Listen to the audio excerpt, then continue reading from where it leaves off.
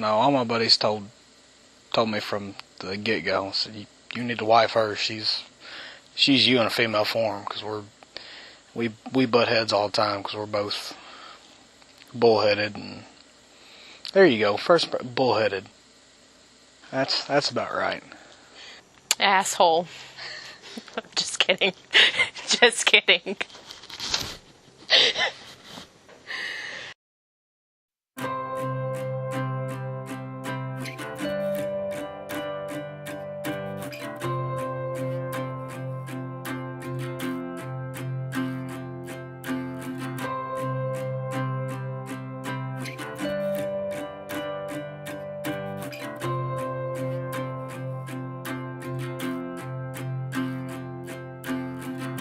He had awful white shoes that I did not like. They looked like dad shoes. But I'm pretty sure he had them since like high school. Probably she was very loud and outspoken. With khaki shorts and a cutoff. And I felt like I was in Stewart County. Yeah, he also had a molester stash because he would not shave because he was working on the barge. Well, we were walking out of McDonald's and she sees a big lunar moth, and I mean, this dude's like huge, and generally I'm not scared of bugs or anything, but she came up and she put that thing on the back of my neck, and I felt both wings touch both my ears, and I thought it was about to pack me off to go feed its young or something.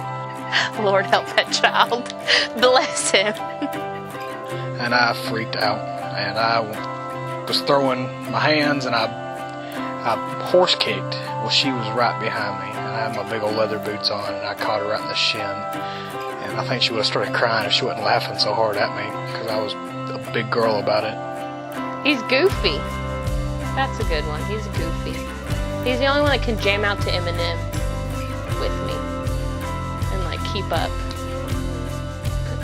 He was an asshole when we first met, and then he like turned into a big soft teddy bear. He became sweeter over time. I like to think I had a play in that. Just saying. I'd say probably the way we were raised. You know, she came from even though I would call her city girl, but she came from more of a city background. I came from more of a country, you know, growing up. I've been in the woods since I was a little bitty, which I know she hunted with her dad. But, you know, I think it's the first time she's ever had a gravel driveway, so. He likes to be on time. That's our biggest difference. He gets so mad because when someone tells me to be somewhere, I think it's okay to walk in the door at that time. Supposedly it's not. Supposedly that's when things are supposed to be starting, is at that time. But then of course I'm like, no, we don't have to be there till then. And then we're late. And then now he lies and tells me we need to be somewhere 30 minutes earlier so we arrive on time. But then I've learned his trick, so we're still on Emily time. And then, of course, like the fire department, if you're on time, you're late. So, and I thought when I went to the academy, things would change because I had to be 15 minutes early there. And I went back to my old habits. Her commitment. I feel like she's my rock. And, I love her. Love for the outdoors. Looking at different rings and this and that. And she came at me with a green ring, which has her birthstone in it, and I played it off just because it wasn't traditional. For that month, I hid it in my little work desk because I knew she wouldn't go in there for any reason. And she kept bringing it up, bringing up the green ring, bringing up the green ring. And she finally she sent me a picture of just a little kid's ring, but it was a green ring, just like what she wanted. And I was like, well, yeah, I guess she's serious about this. And then I talked to my grandmother about it. She tried to talk me out. She said, well, that's not traditional. You need to buy her a diamond.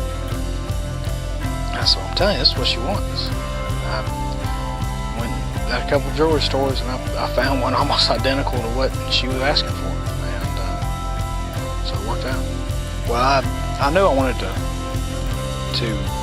pop the question. I just didn't know how. And my best friend married one of her best friends, and we was down at Piney talking, the three of us. They were joking around, so well, why don't you pop the question at our wedding? kind of laughed it off. And they're like, no, seriously though. And I was like, well, that's y'all's wedding. And this and that. I said, no. If it was anybody else, I'd say no, but it would be perfect for y'all. I had no idea, except for when we were all gathered before the ceremony. Jeff had a ring in his pocket. And the day of, we was taking pictures before the wedding, and I had it in my chest pocket, and she bumped it. And I knew he had Jane's in his actual pants pocket, and then all of a sudden he had a box. And I was like, what is that? And she said, well, what's that? I'm thinking, oh man. I played it off and told her it was Jane's ring. And then he come up with a really quick story and was like, oh, I had to put Jane's in a box because I didn't want to lose hers, and yada, yada, yada. And then for 1 second, I was like, what if we were like those Facebook people and he was actually going to propose to me? And then I was like, never mind, just kidding, we're not ready for that. And sure enough, the night goes on, and he kept staying further and further away from me, which is not normal, and avoiding me, which is definitely not normal. And so the night went on, and then Mom cut me off from drinking. So I was like, wonder why, But I also had a big speech to do, and Mom didn't want me to embarrass her, embarrass myself, even though I'm really good at public speaking now. But I was like, whatever, fine, cut me off. And then basically we did our speeches, and then it was the bouquet toss, and then the gardener toss, which they had on a football. So of course Chance did his first, and he threw the football, and of course Jeff caught it. And I was like, imagine that. And then came for the bouquet toss. And let me tell you, I've been in 10 weddings. So I knew, Jane and I tried to, I was like, just throw it to me. It'll be good. I just want it once. So I was ready to fight for it too. And I had Brittany C on one side of me. And you can tell in the video from their wedding, I was ready, nudged her out of the way, ready to catch it. And I caught it, and I was so excited, determination got it. It came time to do it, and it was like I didn't hear anybody. And she was crying so much she really couldn't answer me. I was just waiting to hear yes or something. She finally shook her head yes and squeaked or something because she couldn't talk. She was crying too bad. And then next thing you know, 2 seconds later, Jeff's got a microphone again, talking some hoopla I don't even remember. I'm pretty sure I called him an asshole during that. Pretty sure that's on camera too. Again, it just happens. It's a good word for him. And next thing you know, he's proposing, and then I just become a blubbering mess. I think I said yes somewhere in there. We're not really sure to this day, but yeah. And then I realized the bouquet toss was rigged, so I have yet really to actually catch one that was legit. Just, to actually get married. Everything else to me is just formality. We could be sitting right here and get married, and I'd be just as happy. The realistic part of me wants to say when it's over, just because so much has went into this, and so many decisions, and I just can't wait to be married and be normal, living at our house, and then figuring out day-to-day lives with us. But I guess the most exciting part would be just everything finally coming together. Seeing all the many decisions displayed, seeing how it turns out. Just how good we have it with each other. We're very lucky to have each other, I feel like. Or at least I'm lucky to have her. And I enjoy that we can be goofy and make each other laugh. We're constantly cutting up and goofing off, and I hope it's like that for the long haul. Dad passed away in February of 2012, and then I met Jeff that May. And then I guess that whole year of getting to know him, hanging out, and then of course us dating. And every time I meet someone, they're always like, he reminds me so much of your dad. And I think that right there, we're not super religious, but God does have a certain way of doing things. And so putting Jeff into my life, I think, was a help of that, knowing Dad is still around. Because Jeff had to pick up where Dad left off. I don't cook, Jeff does.